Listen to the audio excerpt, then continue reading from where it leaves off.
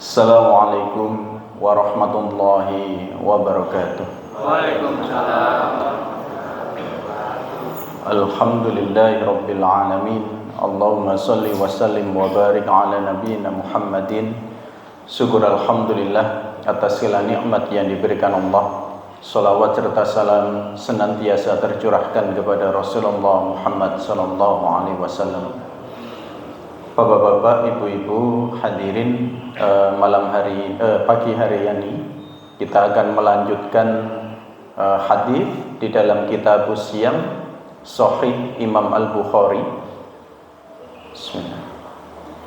An Bara'i radhiyallahu anhu qala kana ashabu Muhammadin sallallahu alaihi wasallam idza kana ar-rajulu sha'iman fahadara al-iftaru fanama qabla ay yuftira lam ya'kul laylatahu wala yawmahu hatta yumsi.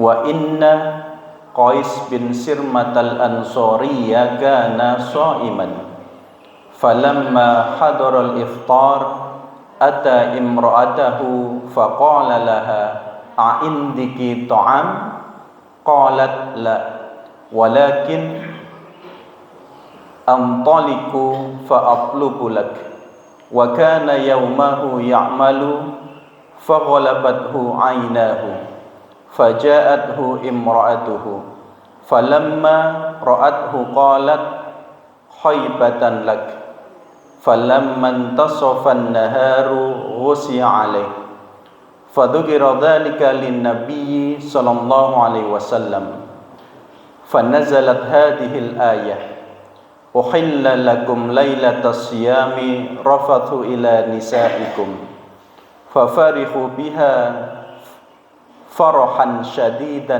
ونزلت وكلوا واشربوا حتى يتبين لكم الخيط الأبيض من الخيط الأسود. Naam. Sudah paham ya Bapak Ibu? Terima kasih. Alhamdulillah, hadis ini terkait dengan peristiwa dan syariat puasa sebagaimana hari ini. Dari Bara' radhiyallahu anhu qala, beliau berkata, kana ashabu Muhammadin sallallahu alaihi wasallam, bagaimana sahabat Rasulullah Muhammad sallallahu alaihi wasallam, idza kana rajulun sha'iman, apabila seorang laki-laki puasa, fa hadaral iftar, maka hadir waktunya iftar. Kita menyebut iftar itu dengan berbuka puasa. Dan sebagaimana kita ketahui, iftar berbuka puasa itu tidak membatalkan puasa, gitu. Tetapi iftar itu menyempurnakan puasa. Kalau kita menyampaikan mari kita membatalkan puasa, eman.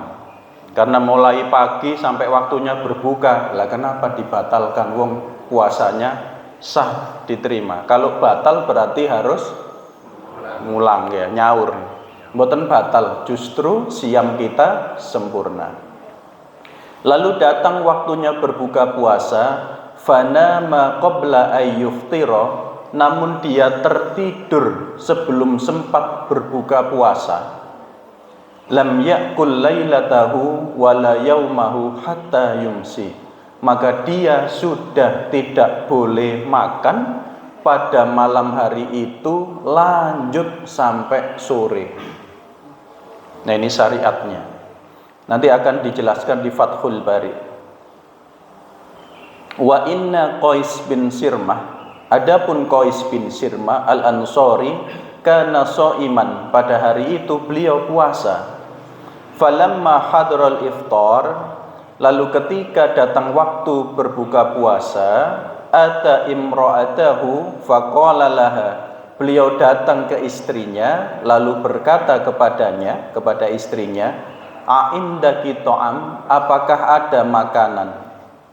Bayangkan ya, suami dari bekerja di ladang atau bekerja di kebun, balik ke rumah tanya kepada istrinya, "Dek, masak opo?" Kalimat kita. "Adakah makanan?" gitu. Apa jawaban istrinya? Qalat la, katanya. Tidak ada makanan. Jangan bayangkan bapak-bapak menyambut damel mantuk, "Dek, masak opo?" Gak masak ya, Mas. Lalah apa gak masak? Lah gak ono sing dimasak rek. Padahal ini kondisinya sedang puasa. Walakin antoliku fa'atlubu lak. Akan tetapi aku akan mencarikan untukmu makanan. Wa kana yaumahu ya'malu faghalabathu ainahu.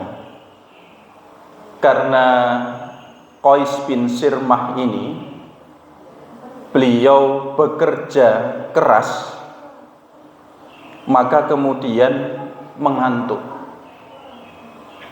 Faja'athu imra'atuhu, lalu datang istrinya. Falamma ra'athu qalat, dan ketika istrinya melihat bahwa Qais bin Sirmah ini tertidur, maka istrinya mengatakan, haibatan lak, putus sudah harapan. Apa ya kalau bahasa kita? Apes wis. Apa bahasa Jawanya? Jadi putus sudah harapan, maksudnya begitu. Kelewat wis. Falamman tasafan naharu usiya alaihi fadhukira dzalika lin-nabi sallallahu alaihi wasallam.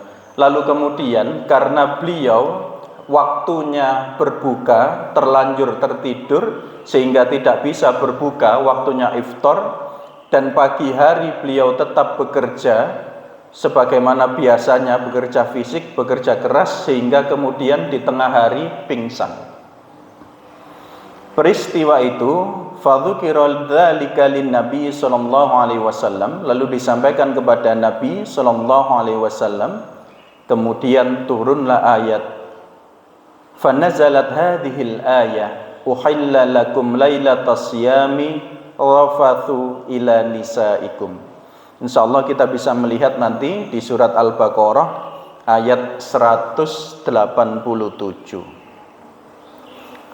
Uhilla lakum, dihalalkan bagimu, lailatas siyam, pada malam hari puasa, rafathu, bercampur dengan pasanganmu, ila nisaikum, bercampur dengan istrimu, hunna libasul lakum wa antum libasul lahun, mereka adalah pakaian bagimu dan kamu adalah pakaian bagi mereka. Ayat ini Bapak Ibu ada beberapa peristiwa di dalam hadis Sahih Imam Al-Bukhari. Saya akan sedikit menyampaikan catatan-catatan di dalam Fathul Bari terkait dengan hadis tersebut. Dari keadaan yang melatar belakangi turunnya ayat ini, dapat disimpulkan bahwa ayat ini berkaitan dengan awal mula syariat sahur. Jadi sebelumnya Bapak Ibu, siam kita itu tidak ada syariat sahur. Kemudian disampaikan, apabila seseorang tidur sebelum makan malam atau sebelum iftar, maka tidak halal baginya untuk memakan sesuatu dan tidak pula minum pada malam itu dan keesokan harinya hingga kembali matahari terbenam. Pripun balik ten syariat niku. Kita bisa bayangkan ketika kemudian waktunya iftar, belum sempat berbuka karena capek tadi, ketiduran. Karena sudah tertidur, maka tidak boleh untuk makan dan minum hingga hari berputar kembali masuk waktu iftar lagi. Berarti puasanya berapa hari? Jangan bayangkan. Awal mulanya demikian. Dan selain makan, minum juga tidak boleh berhubungan suami istri. Apabila kaum muslimin berbuka, mereka makan dan minum lalu mendatangi istri mereka selama belum tidur. Jadi ini penjelasan pertama, selama belum tidur. apabila telah tidur, maka mereka tidak melakukan suatu pun di antara perbuatan itu hingga datang waktu yang sepertinya. Maka semua riwayat hadis Al-Barra sepakat menyatakan bahwa larangan mengenai hal itu terkait dengan tidur, dan inilah yang masyhur dalam hadis tersebut. Jadi di awal poinnya adalah tidur. Sehingga seseorang yang tertidur dan belum sempat iftar, maka dia tidak boleh makan dan minum. Namun larangan untuk makan, minum serta berhubungan suami istri dalam hadis Ibnu Abbas telah dikaitkan dengan sholat isya. Nah, ada penjelasan. Pada masa Rasulullah SAW, apabila orang-orang telah sholat isya, maka mereka diharamkan untuk makan, minum, dan wanita, dan mereka berpuasa hingga waktu berikutnya. Jadi ada dua penjelasan. Jika yang pertama tadi batasnya adalah tidur, jadi misalkan ini dia waktunya iftar itu sempat makan, setelah sholat isya masih sempat makan, nanti lebih dari sholat isya itu ingin makan lagi boleh selama belum tidur. Namun di dalam hadis yang disampaikan terkait dengan hadis Ibnu Abbas disampaikan batasnya bukan tidur, tapi batasnya sholat isya. Bapak Ibu, ini syariat dahulu loh ya, buatan bahas fikih sekarang ya. Jadi batasnya sholat isya. Kalau sudah mulai maghrib sampai isya, iftar, maka selepas sholat isya sudah tidak boleh lagi makan, minum, mendekati istri. Berhubungan suami istri dilarang sudah setelah itu. Nah, hal ini maksudnya adalah ada pula kemungkinan maksud penyebutan sholat isya adalah dikarenakan waktu sesudahnya pada umumnya adalah waktu untuk tidur. Adapun kaitan larangan itu sungguh adalah tidur itu sendiri seperti yang dijelaskan dalam riwayat-riwayat lain. Dan di sini kita bisa membaca selisih pendapat atau beda pendapat bagaimana ulama memahami demikian. Lalu kemudian saya, maksudnya Imam Ibnu Hajar, katakan kemungkinan terakhir inilah yang menjadi pegangan sebagaimana yang ditegaskan As-Suhaili. Menurutnya keseluruhan ayat tersebut diturunkan berkenaan dengan kedua persoalan sekaligus, tetapi didahulukan masalah yang berkaitan dengan Umar dan keutamaannya. Dan di ujungnya itu dari ayat yang datang, dari ayat yang turun, ada beberapa pembahasan termasuk terkait peristiwa Sayyidina Umar ibn Khattab, tapi akan saya sampaikan pada kelanjutannya. Namun Bapak dan Ibu, sebagaimana ulama menyampaikan hari ini, syariat siam itu sudah diringankan. Apabila kemudian tidak turun ayat uhilla lakum lailatas siyami rafathu ila nisaikum, maka syariat kita sama seperti dulu. Batasnya adalah tidur atau batasnya adalah sholat isya. Dan ketika ayat tersebut turun, fafarihu biha farohan syadidan, kalimatnya wa nazalat. Dan ketika ayat itu diturunkan, maka para sahabat merasa senang yang luar biasa. Kenapa? Karena Allah memberikan keringanan terkait dengan siam. Sehingga puasa kita hari ini menahan makan, menahan minum, dan syahwat kita mulai dari terbitnya fajar hingga tenggelamnya matahari. Malam hari sampai waktu sahur los, ya. Tapi nggih pun los-los tenanan nggih. Ngabuburit napa mawon ditumbas. Mantun ngoten traweh kewareken mboten kiyatnya. Napa malih imame gaspol rempol. Waduh. Ini bagian awal terkait dengan hadis tersebut. Nanti diantaranya ada pembahasan. Jangan ingat ada sahabat yang merasa celaka karena siang hari Ramadan dan dia siam, lupa berhubungan suami istri. Itu diantaranya. Ulama ada selisih pendapat, nanti akan dijelaskan.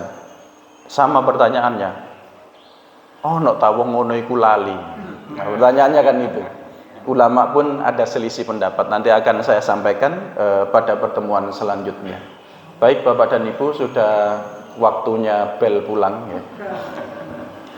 Mohon maaf atas segala kekhilafan. Ihdinas siratal mustaqim. Wassalamualaikum warahmatullahi wabarakatuh.